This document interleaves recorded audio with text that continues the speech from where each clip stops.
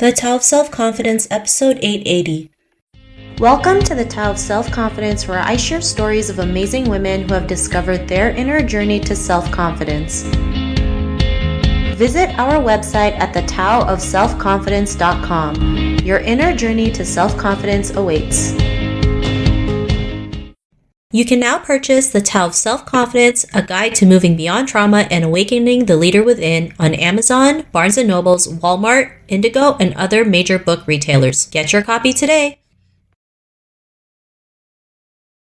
Well, hello, friend. Welcome to The Tao of Self-Confidence, where I share stories of amazing women who have discovered their inner journey to self-confidence. I'm your host today, Sheenie Yap Chan, and today I have an amazing lady on the show today. She's a dedicated DEI champion and is currently a senior manager, global supplier diversity at Bristol Myers Squibb.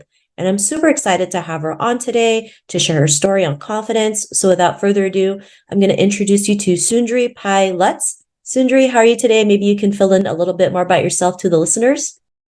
Thank you, Sheena. Much appreciate you having me on this wonderful podcast series, which I highly recommend to all the viewers to listen to the previous ones. My name is Sundari Pai Luts. As you mentioned, I'm the Senior Manager of Global Supplier Diversity at Bristol Myers Squibb. I am passionate about diverse economic inclusion, community empowerment, advocacy, policy, driving strategic programs, and making the world a better place, if that's not enough. In this role, I strategically support the development and expansion, as well as the execution of our corporate-wide global supply diversity strategies, policies, and procedures, while working with our internal and external business partners to ensure alignment with our BMS's inclusion and diversity strategy. I'm also the strategic lead and supply diversity business partner for our commercial procurement function at BMS.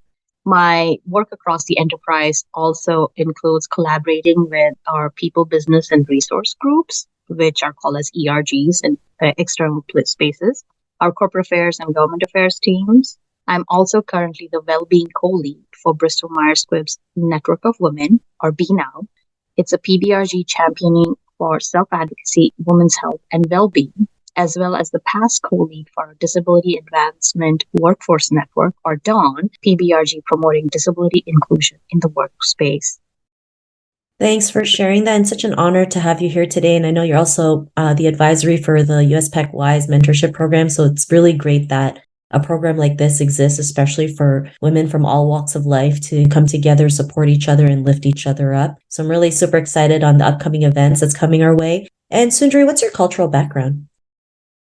So I was born in India, and I'm very proud of my Indian roots and culture. However, traveling the world and living in different parts of the world, growing up, I've always liked calling myself a global citizen, and it's been my key to various perspectives. Thanks for sharing that. And what would be your favorite self-confidence quote? It's a very interesting question. In the past, I've come across a lot of self-confidence quotes, but what is my favorite is the ones that I made up by myself. The best path to self-confidence is self-advocacy. The more you love yourself, you can unleash your full potential. I love that quote that you mentioned and you created because, it really does start with ourself, right? Self-love, self-care, self-advocacy. If we don't start with ourselves, we aren't able to fill up other people's cup, right? And I love that you were able to share this out to our audience. So thanks again. And in your own words, how do you define self-confidence? So my definition of self-confidence is getting through anything with unwavering self-assuredness and belief in your abilities, decisions, and determination to overcome any obstacle or challenge that comes your way. I feel as women, it's part of our DNA. It's just part of finding it and bringing it to the top. Self-confidence comes to us in various phases in life. And I see that we do it in our day-to-day lives. It could be you being a friend, watching out for another, getting out of challenging relationships, being a partner, a parent, advocating for your children, or even you simply advocating for yourself on the home front, at the doctor's office, and in the workplace to be heard. For me, it means having that mental strength and resilience to face difficulties head on without being easily discouraged or deterred by setbacks. I have also found out that it's the difference between the mind and the mindset that empowers you to persevere and push forward, even when faced with adversity or obstacles, with the belief that you can and you will find a way to overcome them. I hope that helps, Sheena. Yeah, that was a great definition. And it's so true. It really starts with our mind, learning to believe in ourselves, because without that belief, we're not going to go out there and overcome the challenges we go through or push through our fears or nerves to be the person that we're meant to be. So I love this. That's right. And you are your own obstacle in life. And that's what I have found through my own experiences, right? You are your worst critic. You are your own obstacle in pushing through and persevere. I totally agree. I've been guilty of being my own obstacle in many instances as well. So thank you for sharing that. And Sundari, what was your life like before your discovery of self-confidence? That's a very interesting question. And this has gotten me reflecting on my life throughout because I felt like self confidence comes to us, or me, it has come to me in different phases as I've grown up. Growing up across various parts of the world, I was blessed to have been exposed to different cultures and perspectives. It also taught me lessons along the way to be seen or heard. You better raise your hand or lean in. Moving from place to place, I also had challenges. I always felt the odd one out. There have been many moments as such. For example, there were times when we went to a new country, I stood out or didn't feel included because I was different. Maybe I was not white enough for that space. Or even when I went back to India, I stood out because I wasn't brown enough anymore in a previously comfortable space. So growing up, it does take a mental toll. And this has led me to learn early on in life the power of inclusion and its importance. Thanks for sharing that. And it's not always easy when we migrate to the Western civilization, and it becomes like a huge culture shock, right? There's not a lot of people that look like us, especially colorism is still a huge factor in beauty standards for women all over the world. Like if you look at the whitening skin industry, it's a multi-billion-dollar industry that really preys on women's insecurities. And it's even more, challenging when you're a child, right? And so my experiences of traveling and coming across these challenges started as I was a couple of years old, right? And to I was 6 or 9 and 12 and beyond that, right? So it's challenging for sure. Yeah, I totally get it. I lived in the Philippines and it's the same thing. My grandma would make fun of or would get mad at me saying like, why are you so dark? Why did you go to the beach and not put suntan lotion? Thinking that, having dark skin is considered ugly, not realizing beauty is in all shades of color. It doesn't matter what that shade looks like. We're all beautiful in our own skin. And I think we need to promote that more to showcase more natural beauty versus going through all these crazy beauty products to look like this unrealistic standard of beauty. So I love that you mentioned the story of you as well, because sometimes being different, we feel unconfident, thinking we have to blend in with everybody. But what was that point in your life when you realized you were more than enough to go out there and be the person that you are today? What was that aha moment? So again, those aha moments have come through different phases of my life, right? And during these times, these challenging times, my wonderful parents who always motivated me and my brother, I do have a younger brother, Sunil, to do better instead of simply fitting in, to use our disadvantage to our advantage, instead of simply going with the flow, to find our voices. So as I grew into various spaces, here, keyword being spaces, right? Learned to quickly adapt while advocating for self.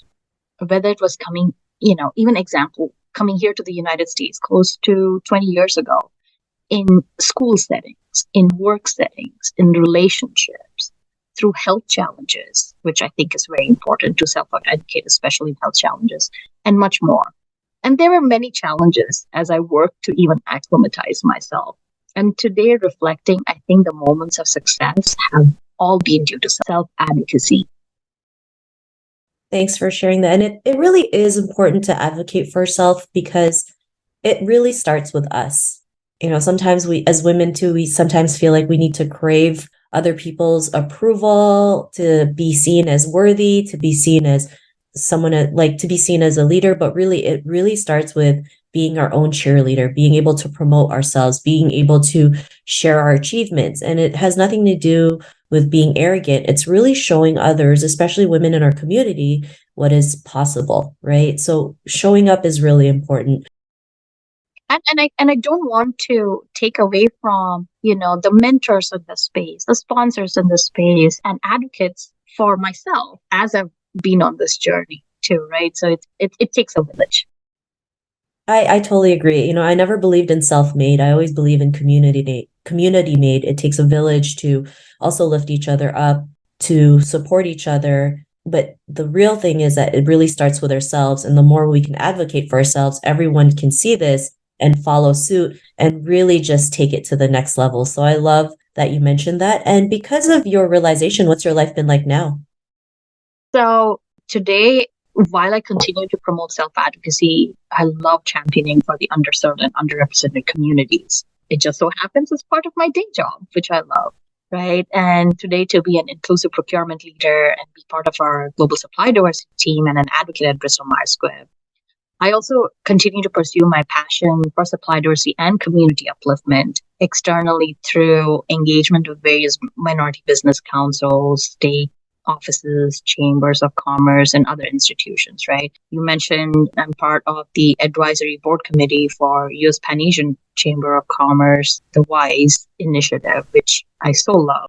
I also sit on advisory board for the Asian Indian Chamber. I'm on the healthcare advisory as well as the next gen advisory board with WeBank, our Women's Business Enterprise National Council, and also the vice chair of the healthcare advisory board for WeConnect International, among many. So I felt like it's important while I found my own voice. How can I give back? How can I move forward the needle in economic empowerment, which I think is so key for various diverse communities and small business communities. I also love championing STEAM education. People call it STEM. I believe arts is also a very strong entity of STEM. That's why I call it STEAM.